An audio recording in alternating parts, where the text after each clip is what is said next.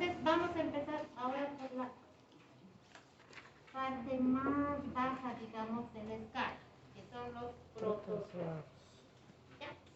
Entonces, estos protozoarios tienen características muy propias. Primero, que pertenecen al reino protista, ¿sí? Subreino protozoo. ¿Qué características tienen? Son unicelulares. Unicelulares, ¿sí? Pero en su interior tienen organelas que le van a permitir realizar todas las funciones biológicas. Tendrán núcleo, tendrán lisosomas, tendrán mitocondrias que sí o sí van a permitir que esta célula realice todas las funciones. O sea, ¿qué quiero decir? Podrá alimentarse y realizar su metabolismo. Podrá reproducirse, ¿por qué? Porque tiene un núcleo.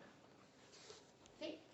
Podrá de repente generar energía porque tiene mitocondrias. ¿Verdad? Entonces, hace todas las funciones vitales y biológicas que permiten su subsistencia. Entonces, dentro de estos famosos protozoarios, nosotros tenemos microorganismos patógenos, comensales y protozoarios de vida libre. Patógenos en el sentido de que cuando ingresan a su huésped le causan alguna patología o lesión. Comensales en el sentido de que conviven con su huésped y obtienen un beneficio desde su huésped. ¿No ve? ¿Y protozoarios de vida libre a qué se referirá? Se refiere a aquellos protozoarios que habitan en el medio ambiente, en el suelo, en el aire o en el agua. Ese es su hábitat, por eso se dice de vida libre. Pero vamos a ver que muchos de estos protozoarios de vida libre, cuando ingresan al hombre, se vuelven potencialmente patógenos. ¿Ya? Esa es la característica. Entonces, cuando nosotros vayamos a hablar de las amebas, vamos a hablar de esas amebas de vida libre que se vuelven potencialmente patógenas. ¿Ya? Y a estas se las conoce como organismos anfizoicos. ¿Por qué? Porque son organismos de vida libre, pero cuando ingresan al hombre son potencialmente patógenos. ¿Sí? Por eso se llaman anfizoicos. ¿Ya? Entonces, veamos la morfología y fisiología de estos protozoarios. ¿Bajo qué formas yo veo a los protozoarios? Van a existir bajo dos formas evolutivas. Una forma móvil o también llamada vegetativa. En alguna literatura incluso se llama forma activa, que es el trofozoito. Y otra forma que es la infectante o de resistencia, que es el quiste. ¿Sí? Entonces tenemos dos formas evolutivas. Una forma móvil o vegetativa, que en alguna otra literatura se conoce como forma activa, que es el trofozoito, y una forma infectante o de resistencia, que es el quiste. Entonces,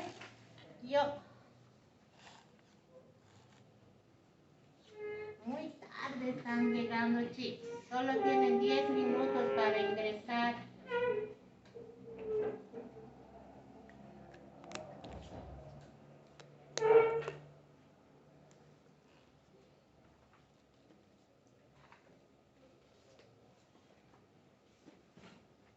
Y no estás en la plataforma. Tienes que ir a hacer actualizar tu nombre. No estás en la lista de espera.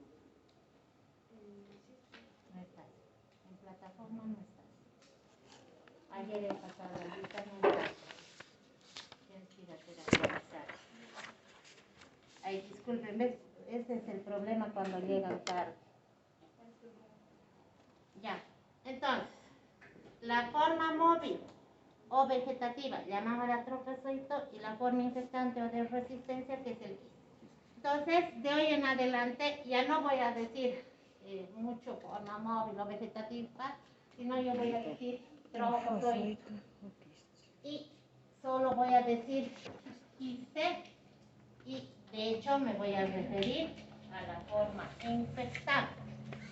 ¿Estamos jóvenes? Ya.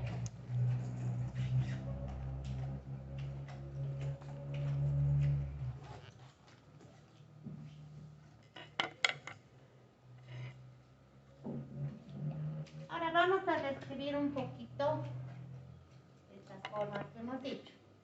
El trofozoito es la forma móvil del parásito. ¿Qué quiero decir con forma móvil? Es como si fuera la forma viva dentro del huésped. ¿Sí? ¿Por qué? Porque este trofozoito es la forma que se moviliza en su hábitat, ¿no? O sea, va a tener algunas estructuras que le permiten moverse dentro de ese hábitat. Invasiva, ¿por qué? Porque se reproduce. ¿Ya? O sea, se va reproduciendo. Tiene una capacidad reproductiva muy acelerada y cumple las funciones vitales. ¿Sí? Por eso les digo, es como si fuera la forma viva del parásito dentro del huevo. El quiste, esta es la forma inmóvil. ¿Ya? Esta es una estructura de un trofozoito. ¿Ya? El quiste, en cambio, es una forma inmóvil. Hemos dicho que es la forma infectante, forma de resistencia. ¿Y por qué será forma infectante y de resistencia? Porque este quiste puede salir al exterior, ¿sí? Y en el exterior subsistir hasta por unos 2 meses. Y hemos dicho que es forma infectante. Solo esta forma de quiste es la que ingresa a un huésped susceptible y puede llegar a contaminar.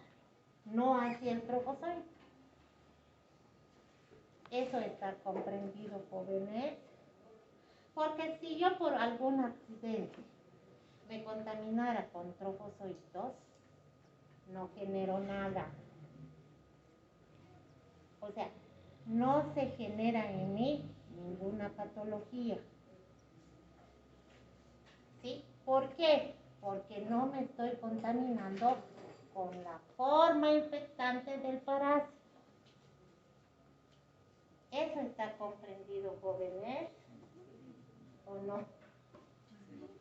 Sí. ¿El trofozoito va a ser el que pone el quiste? Sí, ahorita les voy a explicar cómo va a suceder eso. ¿Ya? Entonces, este quiste y el trofozoito, así voy a abreviar, quiste y trofozoito, están ambos dentro del huésped humano. ¿Sí? Ambos están dentro del huésped humano. Por decir, en tubo digestivo. ¿Ya? Entonces, este humano está padeciendo de alguna parasitosis a nivel del tubo digestivo. ¿Cómo van a salir al exterior ambos? Porque ambos se han generado en tubo digestivo. ¿Cómo salen al exterior ambos? En materia fecal. ¿Ya? Entonces, al exterior o al medio ambiente, ambos salen en heces fecal. ¿Cómo se ha generado este quiste en el tubo digestivo? Por el ciclo evolutivo del parásito. Porque hemos dicho que este ciclo evolutivo son transformaciones que sufre el parásito. ¿No ve? Eso hemos dicho. Entonces, este quiste, y lo voy a dibujar así, ha ingresado al humano, por decirles, a través de la boca. ¿Cómo? Cuando este humano, digamos, ha comido una manzana. esta manzana estuvo contaminada con heces fecales que contenían a este quiste. ¿Ya? Entonces, en esta manzanita estaba nuestro quiste y ha entrado por la boca de este humano. ¿Ya? Ha atravesado todas las barreras que hemos dicho y ha llegado al tubo digestivo. Previo, en el estómago, ¿cómo se dibuja estómago? Una bolsa, ¿no ves? En el estómago, previamente, este quiste ha ido perdiendo esta membrana, porque esta membrana que tiene aquí, que se nota bien claramente, es la que le protege en el exterior, ¿ya? Y en este estómago, esta membranita, por acción de los jugos gástricos, es como si se diluyera, ¿sí? Entonces, ¿qué es lo que va a quedar? Solo los núcleos, porque aquí tenemos núcleos. Estos otros redonditos que ven acá son los núcleos. Y esos núcleos son los que van a iniciar el proceso de reproducción. Entonces, se deshizo esta membrana, ¿no? Y estos núcleos que han salido de acá, al inicio del tubo digestivo, van a empezar el proceso de reproducción. ¿Y cómo se reproduce? Generalmente por fisión binaria, que es un tipo de reproducción asexual. O sea, este núcleo se parte en dos por estrangulamiento. ¿Ya? ¿Y qué va a generar? Va a generar dos trofozoitos. Entonces, cada núcleo, o sea, cada redondito de estos, que es un núcleo, va a ir generando dos trofozoitos. ¿Sí? Imagínense que en esta manzanita han ingresado 20 quistes y que cada quiste tenga 4 núcleos. ¿Cuántos trofozoitos se generan? 4. De un solo núcleo se generarían 8 trofozoitos. ¿No ve?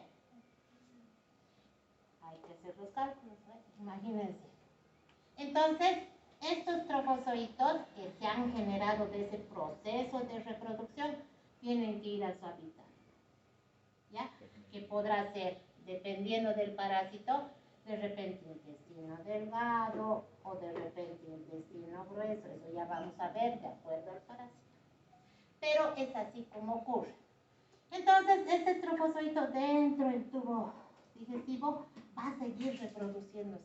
Se sigue reproduciendo, ¿ya? Y sigue poblando el hábitat. Pero llega un momento que el trofozoito entra como en un reposo. ¿Ya? O sea, este trofozoito entra como un reposo y genera como un prequiste. ¿Ya?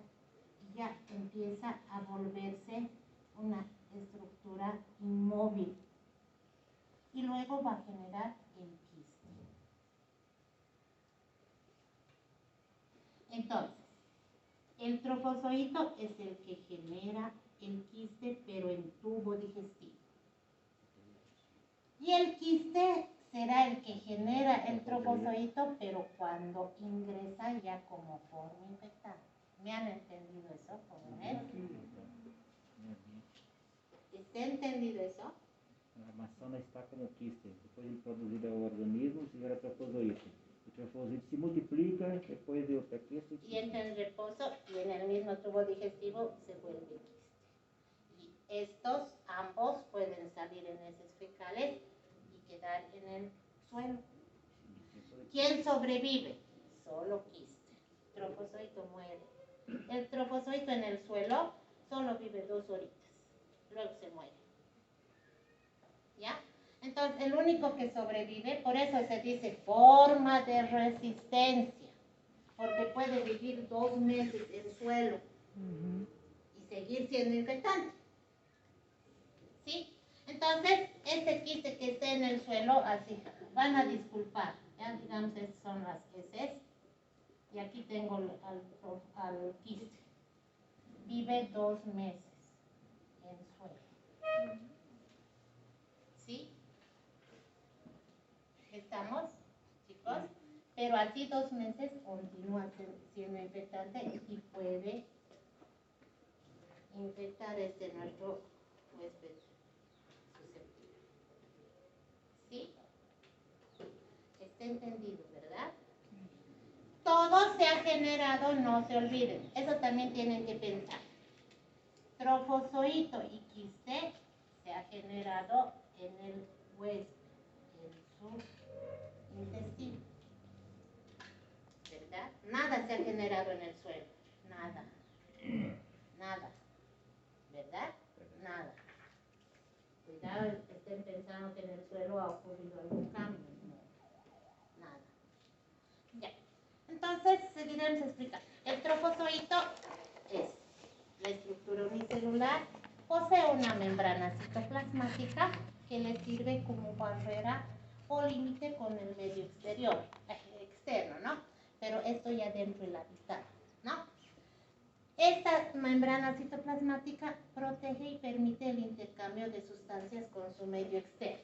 O sea, por esta su membrana citoplasmática, mi trofozoito, que lo voy a hacer así, intercambia sustancias con su medio externo, ¿ya? O sea, a través de esta membrana introduce alimentos y elimina lo que no necesita, ¿sí? Luego, posee un citoplasma, que es esto, ¿ya?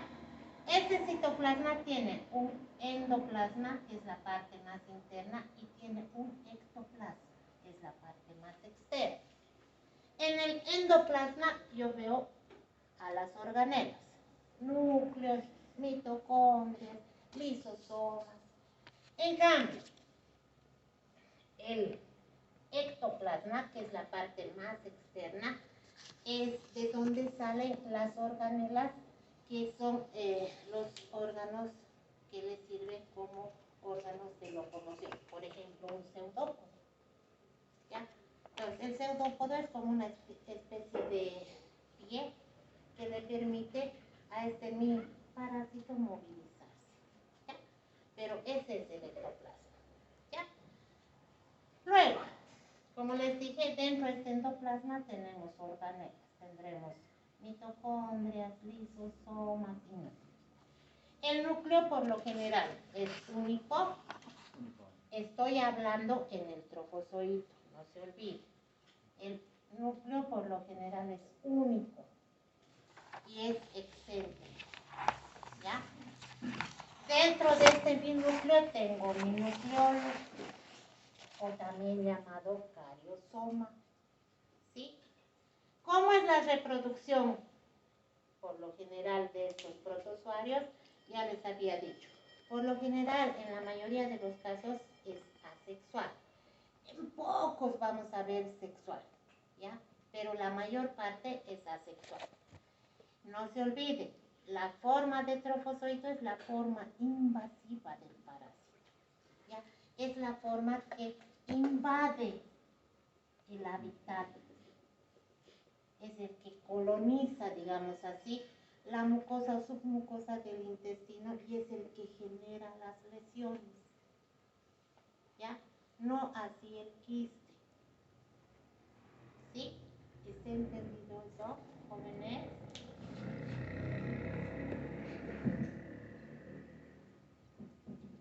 Ahora vamos a ver el quiste.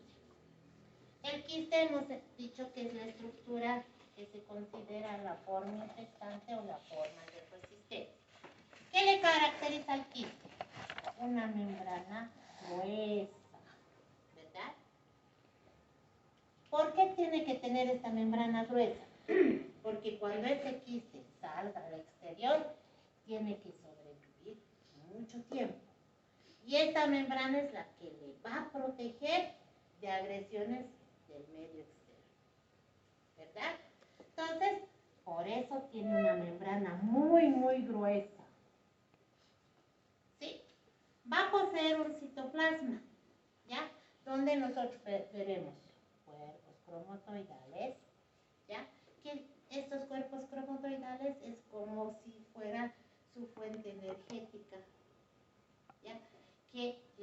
permitir subsistir por ese tiempo largo que tiene que estar ahí en el suelo. ¿Ya? Ese es el cuerpo cromatoidal. Luego tiene núcleos. ¿Ya? Vamos a ver de acuerdo a los parásitos, los núcleos son entre 1 y 8. ¿Ya? De acuerdo a los parásitos yo les voy a ir mencionando cuántos núcleos tiene. Ahora estamos dando en general. ¿Ya? Entonces, mucho no se hagan problemas de eso. ¿Ya? Cada núcleo también tiene su membrana. No se olvide. ¿Sí? Entonces, este quiste, no se olvide, es la forma de resistencia, es el que va a subsistir en el medio exterior por mucho tiempo, es también la forma infectante que ingresa a un huésped susceptible y que puede originar una infección parasitaria. ¿Sí? Tiene también este quiste la función de regular la síntesis proteica y de iniciar la reproducción. Eso hemos dicho, ¿no ves? Porque cuando va perdiendo, una vez que ha ingresado al huésped, va perdiendo esta membrana, estos núcleos que están en su interior empiezan a reproducirse y a generar la presencia de los trofozoitos. Hemos dicho eso, ¿verdad? ¿Sí? Hasta que esté entendido, ¿hay alguna pregunta? ¿No? Espero, jóvenes, que sí me estén entendiendo. Entonces, ¿cómo se alimentan los protozoarios? Los protozoarios se alimentan generalmente por ósmosis. ¿Qué es la ósmosis? Es el paso de nutrientes de un lugar de mayor concentración a otro de menor concentración. ¿Y cómo lo hacen? A través de esta membrana, ¿no ves? Hemos dicho, la membrana citoplasmática. Entonces, de un lugar de mayor concentración, que es el medio externo, pasa a uno de menor concentración por simple difusión. O sea, por la membrana ingresan nutrientes que necesita este trofozoito para sobrevivir. ¿Ya? Solo el trofozoito se alimenta. No se olviden. No así el quiste. ¿Ya? El quiste no se alimenta. ¿Sí?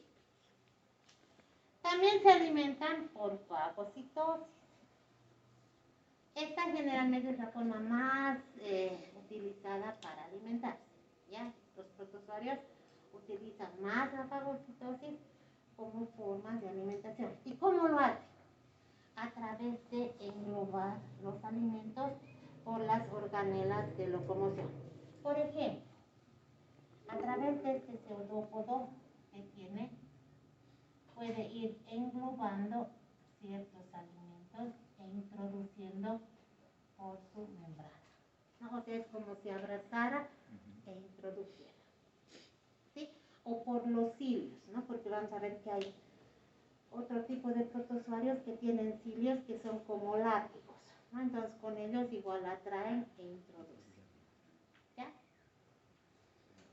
Y lo propio, hay otros que tienen cilios en toda la estructura de la célula e igual, con esos cilios van englobando y los van introduciendo al citoplasma, ya a través siempre de la membrana citoplasmática. No se olviden eso. Otra función importante de los protozoarios es la respiración. Pueden ser aerobios o anaerobios. Ya vamos a explicar en cada uno de ellos cómo es su respiración. ¿Ya? ¿Cómo se reproduce? Hemos dicho que la reproducción generalmente es por reproducción asexual. La mayoría de ellos por fisión binaria, lo que les había dicho, ¿no?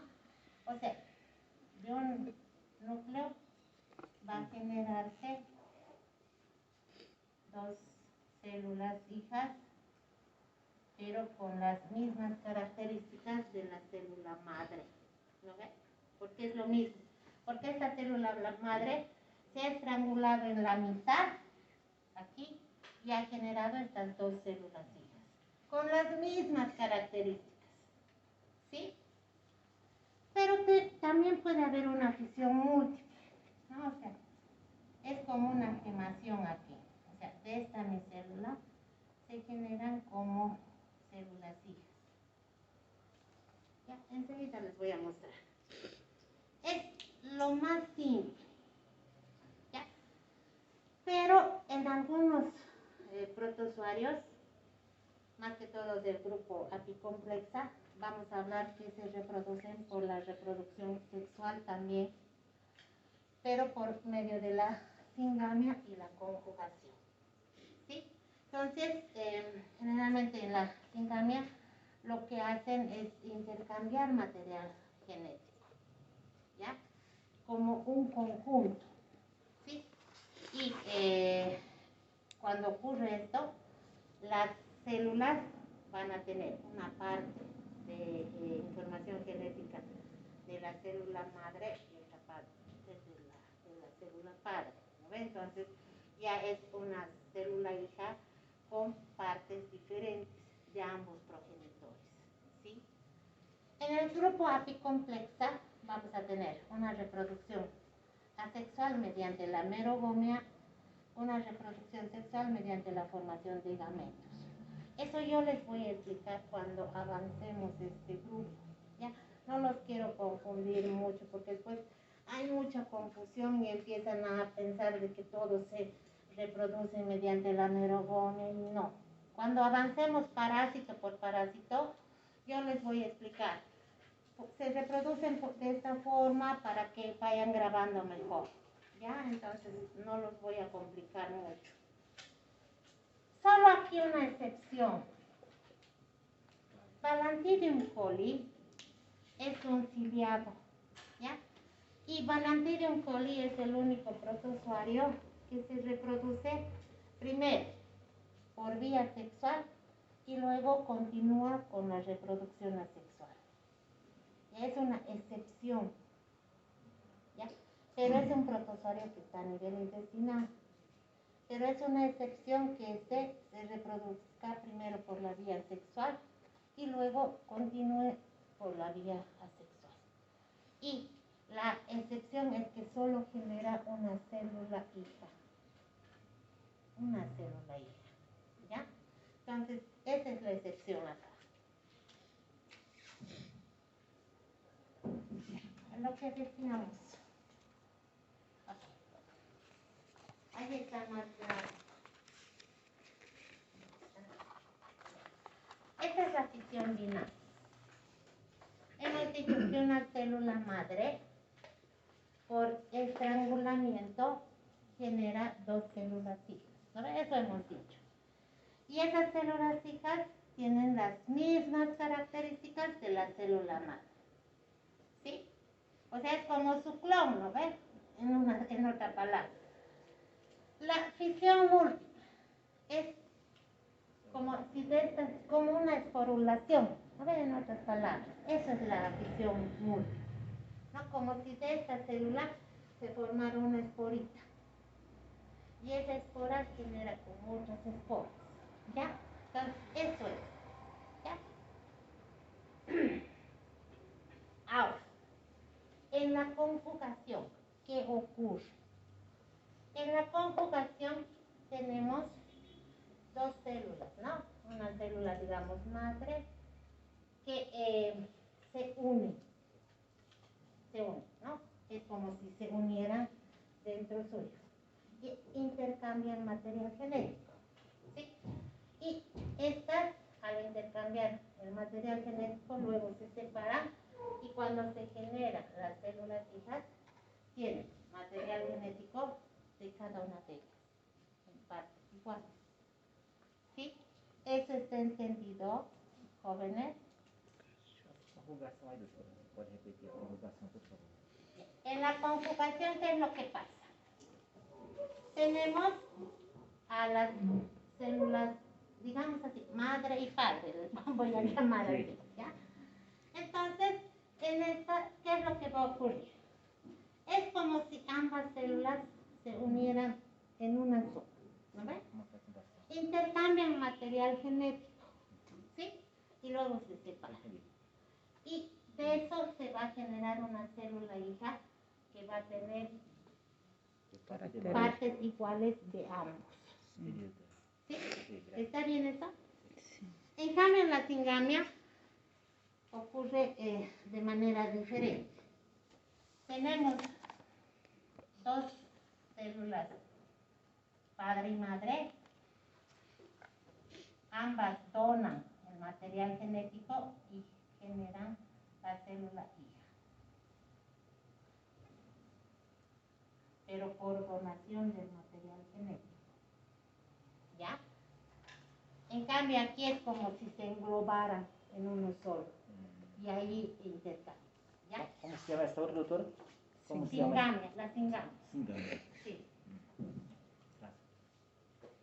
Les voy a pasar también esto, pero ahora ya lo voy a subir a la plataforma el material. ¿Ya? Ahora, los protozoarios también se mueven, hemos dicho. ¿No ven? Entonces, tienen órganos de locomoción. ¿Qué órganos de locomoción tienen estos protozoarios? Tienen los pseudópodos, flagelos, cilios y hay un grupo que carece de órganos de locomoción. Y de acuerdo a estos órganos de locomoción se ha clasificado a los protozoarios. Ya se hace una clasificación de los protozoarios. ¿Ya? Y esta clasificación de los protozoarios por estos órganos de locomoción se da así. Los que tienen pseudópodos son las amebas. ¿Ya? Los que tienen los flagelos se los separa aquellos que tienen kinetoplasto y aquellos que carecen de kinetoplasto. ¿Sí? Luego, los ciliados solo vamos a ver al único ciliado para el hombre, que es Balantidium coeli. Y en el grupo de los que carecen de órganos de locomoción, vamos a ver al grupo apicomplexa. ¿Ya? Vamos a ir viendo a cada uno de ellos y vamos a mencionar cuál es su órgano de locomoción. ¿Ya? Entonces no se haga mucho problema. Solo quiero que sepan que los órganos de locomoción son pseudópodos, flagelos, cilios y hay un grupo que no tiene órganos de locomoción. ¿Sí?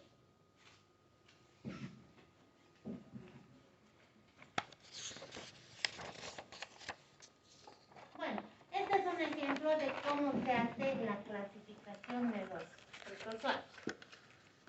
Todos los protozoarios pertenecen al reino protista, subreino protozoa, pertenecen a Ophyllum. ¿No ve? Hemos dicho así, que se clasifica de lo más grande a lo más pequeñito. ¿No ve? Phylum Sarcomastigófora, Subphylum Sarcodina, y dentro de esto vamos a tener a los géneros de Samueva, ¿no? Como ejemplos, ¿no ve? Hay otro subphylum Mastigófora donde están Giardia, ¿no? Hay otro phylum Apicomplexa donde tenemos, por ejemplo, a Toxoplasma, al género Plasmodium, ¿sí? Entonces vamos a ir viendo nosotros cada uno de estos. No todos, porque es un montón, sino los más importantes, ¿no? Desde el punto de vista médico. ¿Ya? Entonces vamos a ir estudiando todo esto. Entonces, como les dije, este tema es muy cortito. ¿Ya? Yo les voy a pasar este tema, ya yo creo mañana, pero en la plataforma. O sea, los 3 temas les voy a dejar en la plataforma, ¿ya? Para que puedan tener y estudiar. A ver, iremos haciendo un pequeño repasito de lo que hemos ido viendo hasta ahora, porque estoy viendo que están con muchas dudas y no me están preguntando.